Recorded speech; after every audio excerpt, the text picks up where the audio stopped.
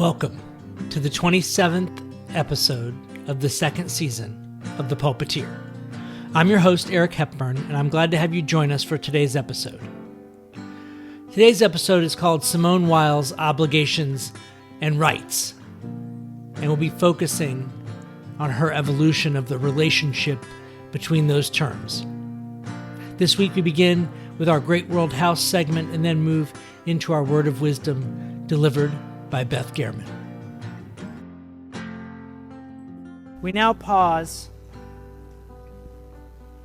to honor the great world house of which we are a part, lifting up the needs, the hopes, and the voices beyond these doors. For Women's History Month, I'm doing a 3-part sermon series on Simone Weil. And so I thought I would share with you, as our Great World House today, some of her biography so you can know from whence these words and ideas came. Simone Weil was born in 1909. She died in 1943. She was a French philosopher, a mystic, and a political activist whose life produced one of the 20th century's most searingly original bodies of thought. Trained at École Normale Supérieure under Alain, she graduated first in her class the same year Simone de Beauvoir graduated second. A fact that delighted her and surprised no one who knew her. She was not content to philosophize from a distance. She worked factory floors to understand industrial labor from the inside, fought briefly in the Spanish Civil War, and organized solidarity efforts for French workers during the Depression. Her thinking moved restlessly across philosophy, mathematics, Greek literature, Hindu scripture, and Christian mysticism without settling comfortably in any tradition. She was drawn powerfully toward Catholicism, but refused baptism, believing her place was to remain at the threshold, in solidarity with those outside. Never heard of a Catholic bodhisattva before. What a blessing. That posture of remaining at the margins, of refusing the comfort of belonging in order to stay present to suffering, runs through everything she wrote.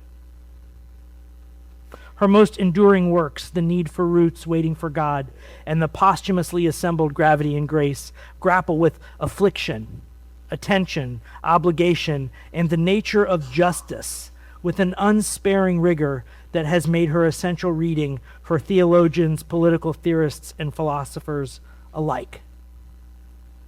She died in 1943 at the age of 34 in a sanatorium in England, having refused to eat more than the ration allotted to occupied French civilians.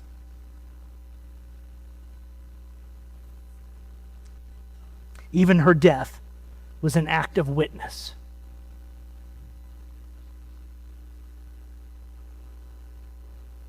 Let us enter a still place within, opening our hearts and minds to receive this voice of wisdom. After the words are spoken, we will breathe together in silence, preparing ourselves for the word unfolding among us. Together we listen for wisdom in the words of Simone Weil. The notion of obligations comes before that of rights. Obligations, thank you, come before rights. A right is not effectual by itself, but only in relation to the obligation to which it corresponds. Recognition of an obligation makes it effectual. An obligation which goes unrecognized by anybody loses none of the full force of its existence. A right which goes unrecognized by anybody is not worth very much. Let's take time to breathe together.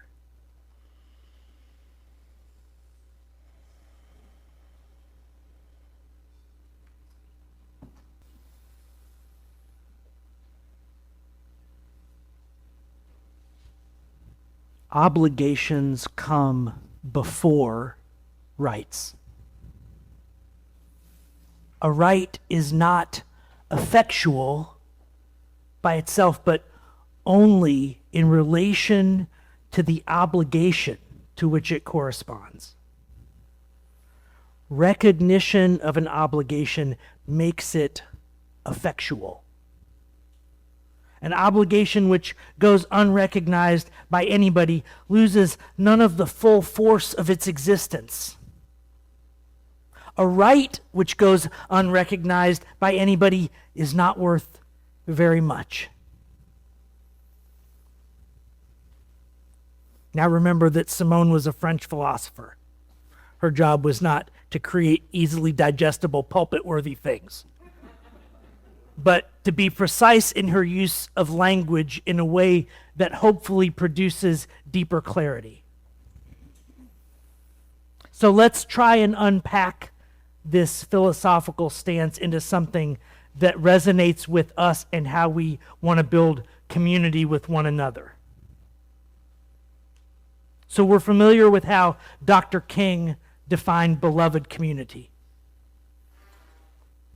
Simone Weil would define it this way. Beloved community is not where everyone gets their rights. It is where everyone has taken up their obligations. Let me say that again. Beloved community is not where everyone gets their rights. It's where everyone has taken up the mantle and burden of their obligations. We are living in a rights-saturated argument culture. Everyone asserting and few asking what grounds the assertion of those rights. Mississippi Goddamn is a rights song, but Nina knew something deeper was wrong than the rights being denied. And that is Simone Weil's contribution, that it was the obligations that produced the space for the rights that was unfulfilled.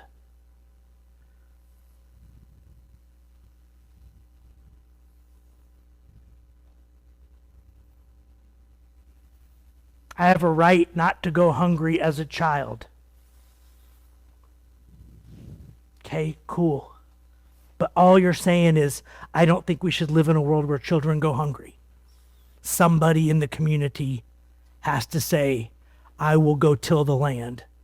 And somebody else has to harvest the food from the land. And somebody else has to prepare it and put it on that child's plate, or they don't eat. No matter what you think about how the world should be.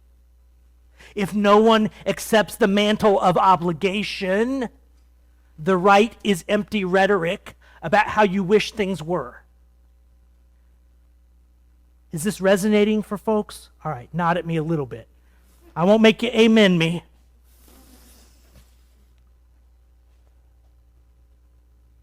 Rights are not self-executing.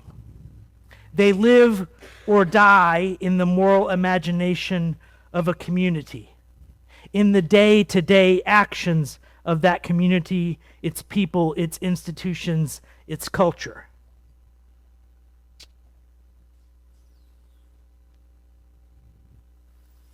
I have a right to protest. Okay? What does that mean? So I'm going to go walk in the street. I've got my sign. I'm going to raise my voice. My right to not get arrested is only as good as law enforcement's obligation not to arrest me if I didn't break the rules. My right to write what I want on the sign is only as good as someone else's restraint that their disagreement doesn't result in them deciding to kill me for writing words that they don't agree with. You see what the picture I'm trying to paint here? There's a difference between this idea of rights And we want to talk in our culture about rights without talking about the responsibilities and the obligations that produce the space for those rights. And so I think Simone Weil is deeply right that we're just like not happy. So we keep trying to put the cart in front of the horse, and then we wonder why it gets stuck. And it gets stuck because our narrative about freedom makes us obligation allergic. Our narratives about freedom and rights make us allergic to the obligations that are the real ground of those things. We like our freedom abstract. We like our freedom idealistically unrestrained and uncontained, unlimited. We like our freedoms unlimited. It is very uncomfortable for us to acknowledge that our freedoms can only exist in containers made by the careful holding of our fellow people. I think it's worth at this moment distinguishing two words from each other. They're words that often get used in an overlapping way, but having a discrete definition for each of them helps us see the truth of the matter. I think it's most useful to use the word fairness about the unfolding of things over which we do not have control. Anybody in here still under the illusion that life is fair? Okay, I don't see any hands going up. That's a good sign. We know that the universe doesn't unfold in fair ways. And to use a famous line from Monty Python, and that's nobody's fault, not even the Romans. It's nobody's fault, not even the Romans, that life isn't fair. Some people are born into different classes, different castes, different races, religions, moments in history. None of that is fair. Now let's use the other word that gets confused with fairness, the word justice. Justice is what we do in the face of life's unfairness. Do you hear me? Justice is what we do in the face of life's unfairness. Candace talked about equity, right? Justice is the manatee gets the Band-Aid on his injured ankle, not his hand. Right? Now, I couldn't see from back here, so I had no idea what was going on. Like, I had no idea that, like, all the animals were getting the Band-Aid in the same place. I was like, I don't know what she's going after. But then she said it, and I was like, oh, I get it now. I see the bit. I see the bit unfolding. It didn't work from backstage. But you guys get what we're talking about here, right? Like, you actually have to show up and listen and be like, this is where your woundedness is. I'm going to accept obligation as a member of your community to hold space for your healing because I love you. Now you have a right to heal. You didn't have a right to heal before somebody showed up and said, I will hold space for you. I will send my love to you. I will nurture you in this time where the world is hurting you.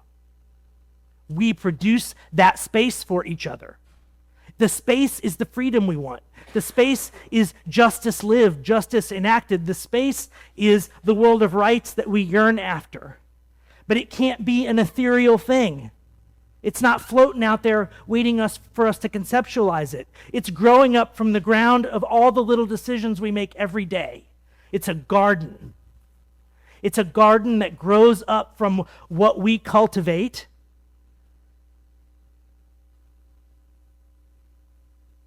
That creates the space. And so we have to go and do our tilling, and we have to do our fertilizing, and we have to do our weeding in that garden of responsibility to produce the space. We want our kids to be out there playing and having a good time. So we have to start a stewardship campaign next month, and we have to raise a bunch of pledge money so we can hire RE staff, and we can pay the mortgage on this building, and we can have our programs to create the space for them to go do that. This isn't a stewardship campaign speech, but you get the idea, right? Like the right to go play on Sunday morning with under the watchful eyes of people who love you and want nothing but good things for you, in a space that's safe with some other friends who've shown up on that day. That right didn't materialize out of the ether. It happened when some people said, I'm willing to put my money and my mouth and my body and my love and my hands and my sweat into making that happen. That's where rights come from. Rights come from the tilling of the soil of obligation. But our narratives about freedom make us like, oh, how many times have you said about going to a friend's house or a family member's house or, oh yeah, I don't really want to go, but I'm going out of obligation. That's how we think about obligation. Maybe you don't. Maybe that's just me. Well, I know it's not just me. I've had a lot of conversations with a lot of various human beings who resonate with this language. Who's like, oh, yeah, I can't go do this thing that I want to do with you this weekend because I got a familial obligation. If your obligations are ground in which you plant resentment, that's what you're going to harvest. If your sense of obligation in your life is a place where you plant your resentments, you know what your harvest is going to be. And it's going to smell and taste like resentment because that's what you planted. Now we could go, I've got a new phrase I'm developing. You guys can tell me if you like it. I see the rabbit hole. I'm going to walk around it, but I'm not going to fall in. Okay, so I'm not going to fall down this rabbit hole of talking about this whole familial obligation dynamic. That's like a 3-sermon series all on its own. But let me just say this. When you have that moment where you're like, I'm doing this out of an obligation, what you're really saying is that this obligation that I'm sensing it's an obligation that's about other people's expectations other than my sense of what I want to cultivate. So I'm going to give you 2 choices, super easy. Ooh, I wanted to use an expletive just now. I'm going to not. You have to own your stuff. You own your stuff. Okay, I am choosing to go, and I'm going to go and be there because what I want to cultivate is a relationship with those people. Or I am not. There is nothing there that I either can cultivate or want to cultivate, and I'm going to make the other choice. And everybody, including me, gets to live with just the consequence of other people having unmet expectations. That happens. Some of y'all are going to have some unmet expectations this morning, no matter what I say. Like, it's okay. Like, you know, there's I won't call it a bell curve. Who knows what shape it is? But there's a shape of expectations out there among the room. And for some of you, what I say up here today will ding the little bell in your heart that needed to be rung this morning. You'll be like, oh, I'm so glad I went this morning. Others of you might leave here thinking, yeah, he just didn't do it for me today. Whatever. What are you going to do? It happens. Am I going to hit every heart in the room every day? I'm going to try. I'm going to try to till the soil of looking out there in the audience and feeling who's got a scraped elbow, who's got a bruised knee, and how can I lay out a buffet of spiritual work that lets you go pick up the thing that you need for what's on your heart today. I try to do that, imperfectly as it may be.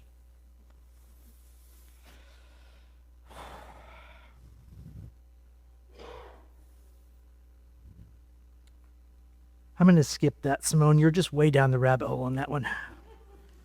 All right. Yeah, here we go. I'll do this one. I've been preaching a lot up here over the last, since the new year. I didn't pick it as a theme, but it emerged as one, that life is a gift and not an entitlement. So now I want to wrap in for you the idea that this message this morning about rights and obligations is just another petal on that plant or another leaf on it or a new stem, but not something different or separate from it. Let's see if we can make that work. If the space of rights emerges for others out of our acceptance of an obligation, then they are a gift we give one another. They are a gift. I gift you free playground time, young ones, by accepting the obligation of cultivating the work of maintaining this community. Not the fun parts, but the work part, the parts that are hard. I mean, it's not always that way. Play is a natural way of learning, and sometimes we get to show up here week after week, and most of it's fun, and that's pretty cool. But in any real community, conflict happens. Difficult times happen. Things in the outside world change. I saw it yesterday. I had 3 implosions in my life happen yesterday, and honestly, in my humble opinion, none of them happen if we weren't at war. Let me talk about what I mean by that. We all have a certain amount of bandwidth, emotional bandwidth to deal with what's happening. And as the sea level out there in the general culture rises, and the anxiety level rises, and the likelihood of catastrophe rises, the amount of available bandwidth we have left to deal with the everyday trials and tribulations of being one-to-one human with one another, it just gets smaller. And so what we find is we find ourselves snapping at our loved ones or our partner or having a fight that we probably wouldn't have had otherwise. And so it's kind of about that little thing that happened in this little relationship, but it's also happening because of this sea of shared experience and emotion that we all exist on. And that sea of shared emotion and experience that we all exist on, some people call that God. And some people call it community. And some people call it Gaia or the life force. But its resonance patterns in our life are real and observable. And that's why all the civilizations and cultures and philosophers and mystics all talk about it. Because they're like, oh, maybe I ought not ignore this thing and pretend it's not happening. So, I think the deeper parallel that I'm trying to get to in this space between gift and entitlement and rights and obligations looks like this. I think I didn't write it clearly, so let me put my paper down and try one other way. If I show up to my awakening in the morning entitled, like, I deserve this day. This day is my birthright. That language, that tone of showing up is the rights entitled language. An entitled perspective says, I have rights but no obligations. That is entitlement. A gift perspective, on the other hand, shows up and says, I'm not owed anything, but I have been gifted. How may I gift in return? And how may I gift in return is the answer to the question of how you can have obligation that doesn't smell like resentment. The answer, what do I do with this gift of another beautiful day? And how do I share that beautiful day with other people that I love? That is an agreement to take the mantle of obligation and settle it on your shoulders and get about your day. How do I share this gift that I received due to no special deservedness on my part, just the gift of waking up another day and everything in the universe that had to happen so that that could happen for me mysteriously, magically unfolded. And here I am.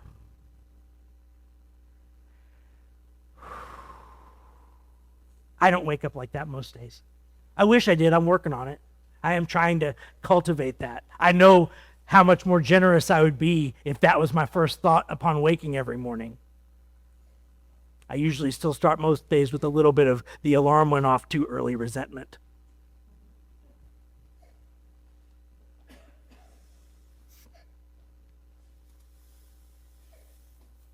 If life is a gift, it shifts us from a hoarding mentality to a generosity mentality. And out of generosity, we become willing to take on obligations to one another to create justice.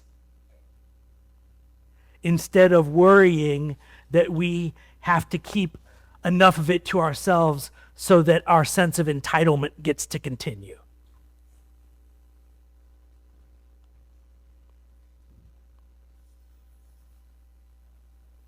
If Simone Weil was defining beloved community, she would say, beloved community is not where everyone gets their rights. It's where everyone takes up their obligations. Amen. Until next time, thank you for joining us on The Pulpiteer. If you enjoyed the podcast, you can help others find it by liking and subscribing. If you'd like to support the podcast directly, you can make a donation at sangabrieluu.org/give. The Pulpiteer Podcast is a production of the San Gabriel Unitarian Universalist Fellowship of Georgetown, Texas. The podcast is hosted by Spotify, and theme music is by John Faber. Our live recording tech crew is Frank Sanders, Rob Berthold, Keith Hutchinson, and Andrea McDaniel. The podcast is produced and performed by Eric Hepburn. See you in a few weeks.